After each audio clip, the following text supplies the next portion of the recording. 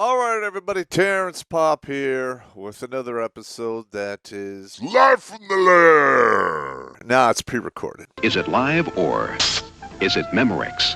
All right, today I'm going to be covering a subject that's really bothered me for a long time. Now, last week I got an email from a guy, basically emergency, his cell phone number in there, and I gave him a call. And he had just found my channel. He'd been fucked over by family court. Pretty egregious. And this is not a rare case here. I'm not going to give the guy's name, just details. Not even going to give the state. It was in the middle of the country, one of the red states where you thought maybe he would get a better deal. And that's not what happened.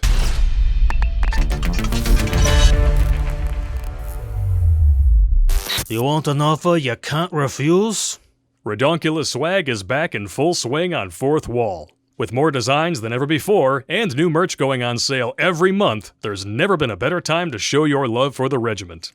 After all, variety is the spice of life, and it's good to have a wide selection. Sometimes it's a spread brown eye kind of night, sometimes it's girl on girl time. Click on the link tree in the description, or scan the QR code on the screen, and you can pop in. Ha! Gay! To see our fun designs on everything from shirts to mugs to stickers to pint glasses, patches, laptop sleeves, hats, and more. Because everyone needs new clothes for the gay cruise, right? Just make sure you bring a straight friend to cover your six. So he used to have 50-50 custody. Everything was going hunky-dory, and then out of the blue, the baby mother filed emergency petition, got a PPO, and took his kids away based on bullshit. They wouldn't allow his evidence into the court, and now he's got supervised visitation, which he cannot afford because he's a disabled veteran. And this is the kind of stuff the court does on the regular that drives veterans to commit suicide. And when I talked to this man, I could hear it in his voice. You know, he was well on his way to mental defeat. And that's not a good look for anybody in any way, shape, or form. I've been doing this since 2009. I've gone through the ups, the downs. I lived in my car. You know, my whole divorce and life after the divorce is just one long, drawn-out, sad country song. Drunk on sorrow, how pain, riding that train to insane. There were countless times where in the back of my mind I could hear the words quit over and over again. You know, you could just quit, just take it easy. It's not a big deal. Are you quitting on me? And every single time I had the willpower to say no. And one of the things that allowed me to keep that willpower in place were two things. I had to basically, in my mind, turn my former wife into an enemy.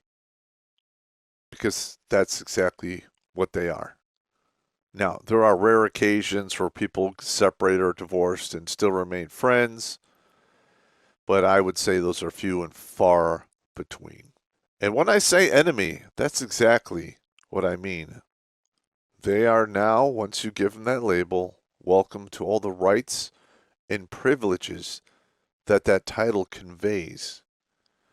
And the second thing is you're going to have to stay angry. I know it sucks, all right? But the angry mind is, let's just be honest, it's much more evolved to handle pressure, be more resilient, and, keep moving forward. Hey! I feel great! I love being angry! You're going to take the hits, man. And if you have a passive defeatist mindset, you're going to sit down and take the 10 count and you'll be done. But if you have that angry mindset, yeah, you're going to take some hits. Yeah, it's going to hurt bad. And you just might have to take an 8 count or hold on and wait for the bell so you can get a break. Come on! Eddie, get up! Eddie, get up! He's in trouble! But he's not there! And then you get up and you keep goddamn fighting until you are dead. D-E-D. Dead. When I talked to this individual and I gave him some of my ideas on how to use administrative violence and, involve other bureaucracies around friend of the court and family court, he said he had a hard time within himself justifying that type of behavior. Well, here's your justification, wild man. And I'm not belittling you in any way, shape, or form. But this is a fight not just for you and, having access to your children. This is a fight for your children's future and, dare I say, your grandchildren's future. Long live the fighters! Because what happens to you, your children today, is going to echo in your grandkids, in your children's lives, and so forth, forever. And you're going to have to go to the mat, man. It's going to be a knockdown, drag out brawl. And I suggested the 3x3 rule, which is in my course, Administrative Violence. We have Administrative Violence Divorce and Custody Edition, and we have Administrative Violence, the Corporate Edition. Both of them feed off of each other and use similar tricks. And I talked to this individual, and he said, I've been to court so many times. I'm $35,000 in debt, and it just seems to be getting worse and worse. The judge won't listen. I got it. Now, when it's just you, they can literally put their boot on your neck, violate your Constitution left and right. No one's going to care because no one really knows about it. And a lot of, judges in the area are not going to get involved with other judges' business in particular states. But there are some things you can do here to fight back. You gotta fight for your right! Filing a formal complaint against your judge. It can be done. We're going to go through that at the end here, but there are ways you can easily search it on the internet, find your state, get the address, and figure it out. All right, you can do that. File a formal complaint. You can file a motion for change of venue. And in that motion, from the transcripts, which you can get from last interactions with said judge, you can put in verbiage that he uses that is, negative or one-sided, or the legal term for it is being prejudiced. You can do that as well. Now, he can decline it, but that's fine. It's called building the record. You have to build the record. Every time you show up there and file a motion, it's going into a formal record, and they can't really take it out. That's just the way it is. I mean, things can be sealed down the road, but that can also be fought in court at higher levels. Another tactic, and women are really good at this. Men need to take that tactic out of their playbook and move it into theirs. And there's a tool called FOIA, which is called Freedom of Information. You can file a FOIA request with your county for all of the court cases that your family court judge has ever been involved in.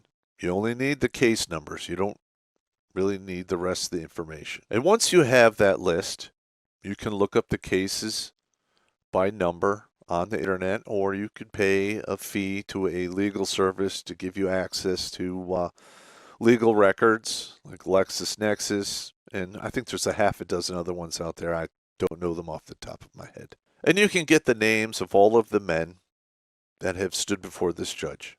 And I can almost guarantee you an overwhelming majority are going to feel a particular way about that judge because they steamroll a man's constitutional rights on the regular. They do it on video conference. They do it in front of the world now. It's so blatant. And you contact all of those men and get them on the same sheet of music and form your own legal coalition in your county. You got to stop the infighting. For some reason, that happens when men get involved. I don't know if it's, too much testosterone, ego bumping together. You got to stop that shit. Because I'm going to tell you right now, it is all fun and games until you show up with a motherfucking army. And if you can get a coalition, minimum 10 guys, but more would help.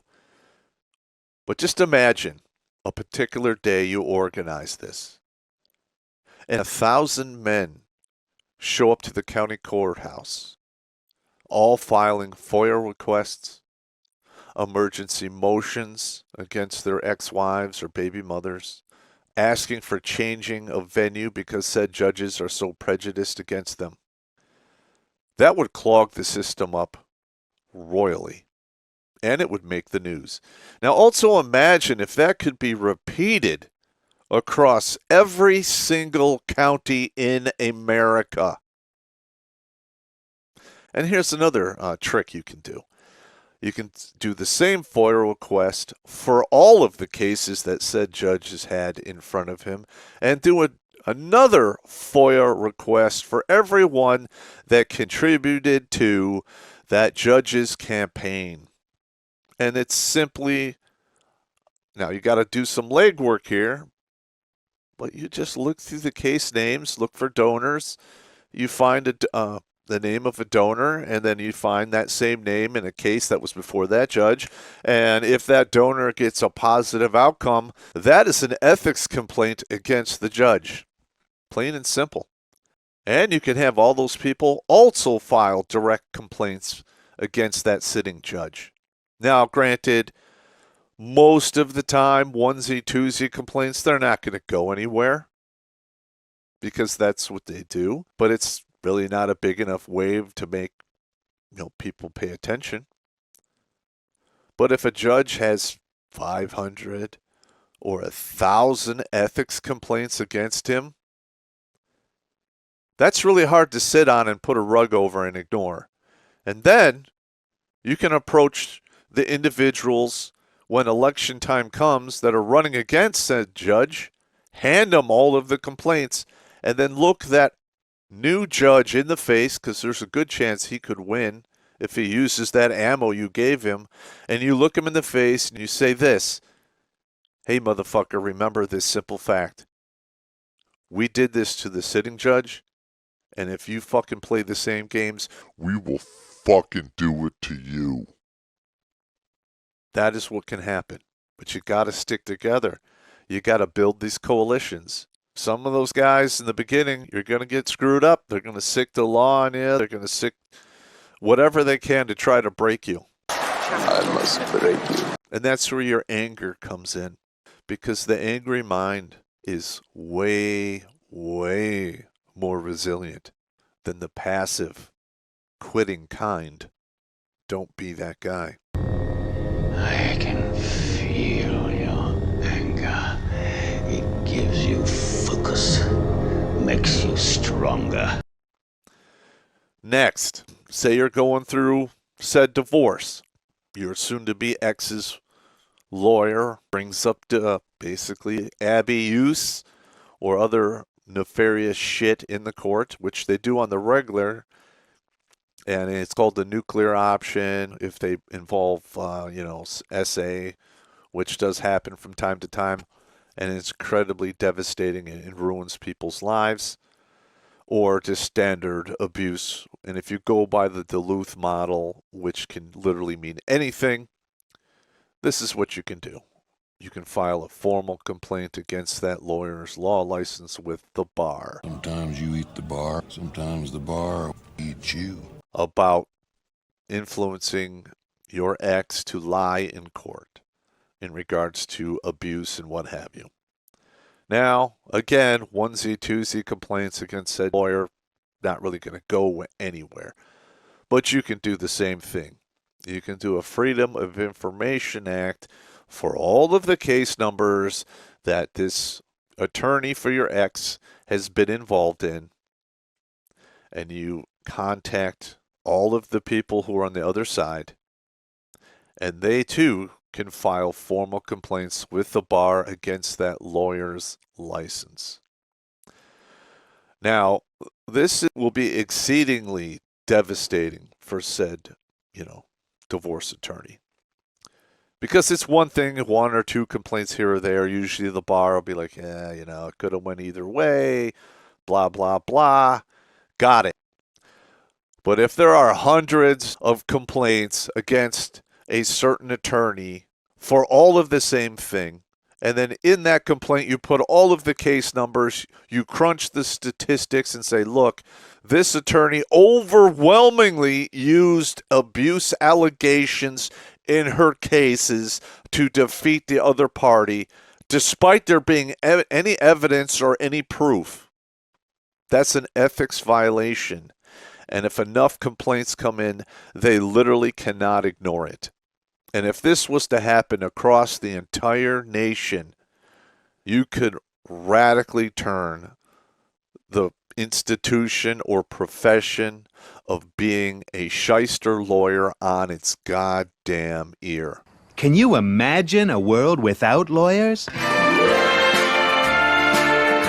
Because these type of accusations happen all of the time. In all 50 states in this country, 5 days a week, 50 out of 52 weeks a year. Now listen, those are simple ways you can fight back. I say fight. Fight. Fight. Fight. I'm not going to go into the tactics of administrative violence here because that would make this video incredibly long. Both of those courses are between 6 and 8 hours of content. They're a webinar, and you can learn how to do the dirty tricks for yourself. Now, are any of those tricks illegal? No, they are not. Are they highly unethical? Yes, they are. Good. But if you think you're going to get a fair shake in divorce court or family court where the odds are supremely stacked against you and you are literally forced to fight a frontal assault, anyone who studied any history knows that a frontal assault is incredibly expensive in resources, time, money, life, you name it. And if you really want to be effective, you need to flank. And that can be done through administrative violence. All right, now I'm going to pull up some sources here. We're going to go through them real quick here at the end. Okay, here, Freedom of Information Act, you can file it with your counties. Now, if they ignore it, you're going to have to file a case in federal court that they're ignoring your FOIA requests. In those cases, you can ask for damages and what have you and force them to actually give you the information because it's funded by taxpayers and should be available to you. A lot of times they'll come back with ludicrous price tags. You can fight that as well. It's not that expensive. Everything is automated. They can literally type in names in county databases and get those case numbers in a matter of 15 minutes to 2 hours. If they sit there and say, well, it's going to take 10,000 man hours because we're going to have to review all of the records. Those records are all digitized. There are a bazillion search methods. Like LexisNexis has them. All of the other legal databases that exist outside of the county have them. And that information comes from said counties. That is a huge L-I-E. Lie. And don't fall for it. And if you have a coalition, 10, 50, 100 guys all doing the same thing, again, it can't be ignored and it won't be swept under the rug, especially if all of those case numbers and all of the times you're getting, static from your county or even the federal court, and you file formal complaints with your senators and ask for congressional investigations into said events, they're not going to be able to hide it. They're just not going to be able to do it. And at the end, you will get what you want. Next one here.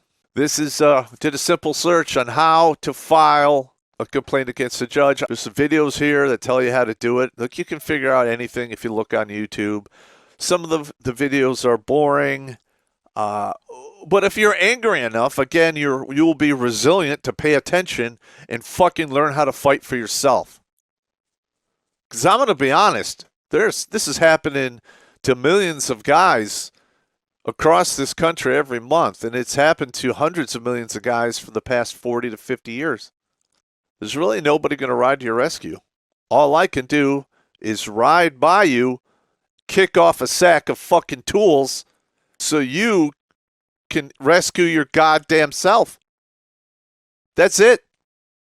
I'm just a guy on the internet that could maybe light a spark of hope within you with some comedy and turn that little spark of hope into a fire and navigate yourself out of this goddamn dark pit of despair you're in, because I've been there myself and it almost cost me my life.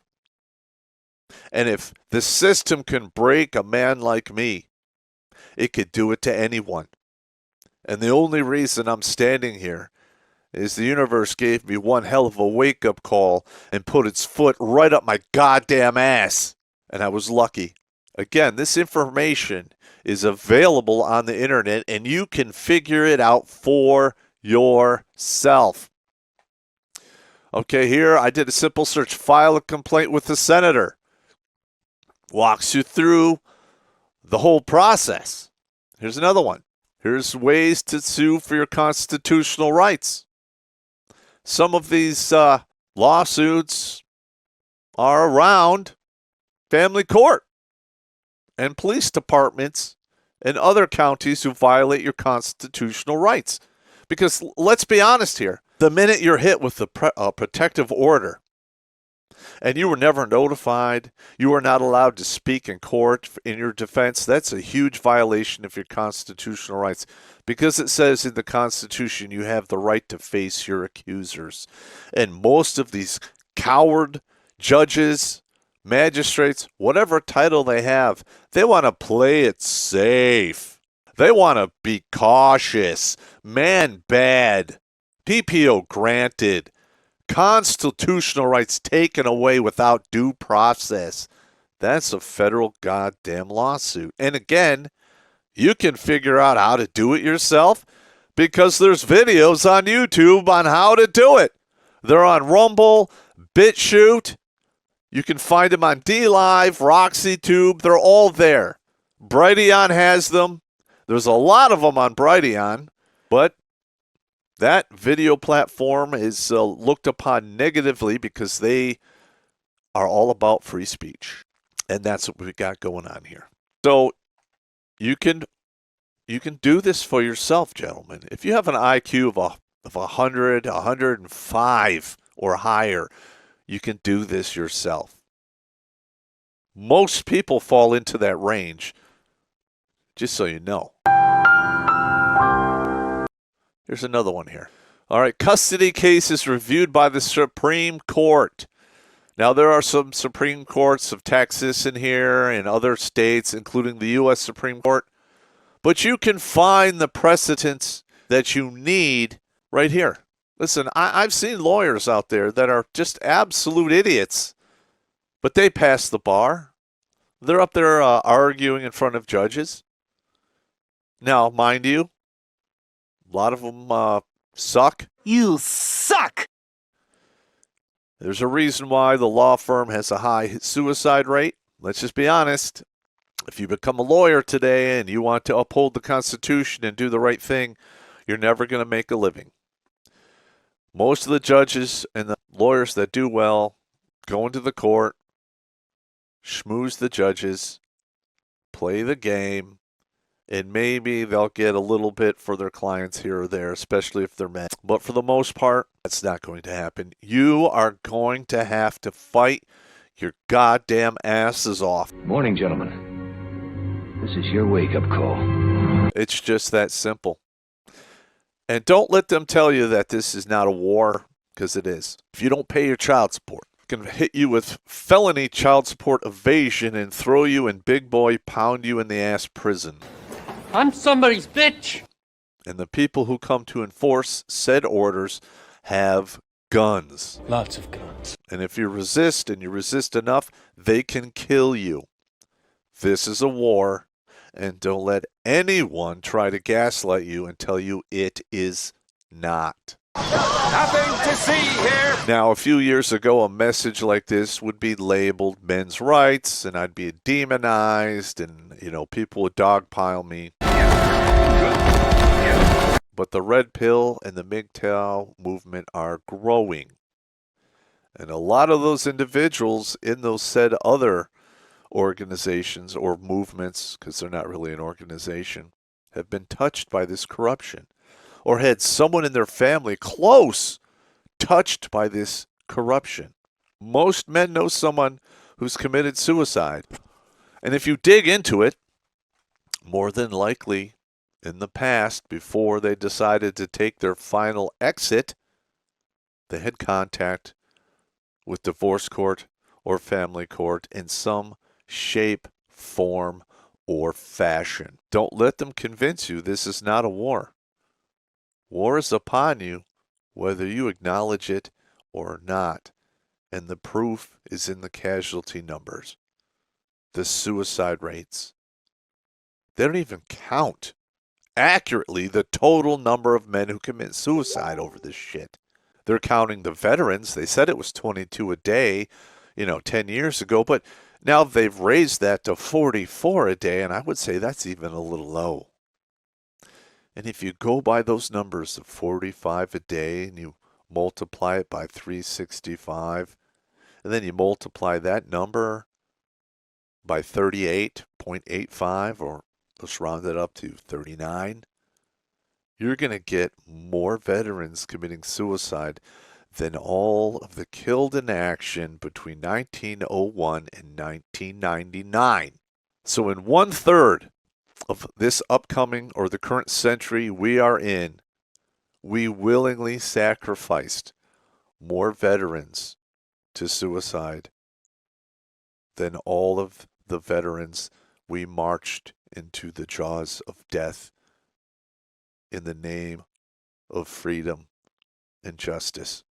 Because in divorce court today, there is no freedom, there is no justice, and there won't be when men are complacent, beat down, defeated.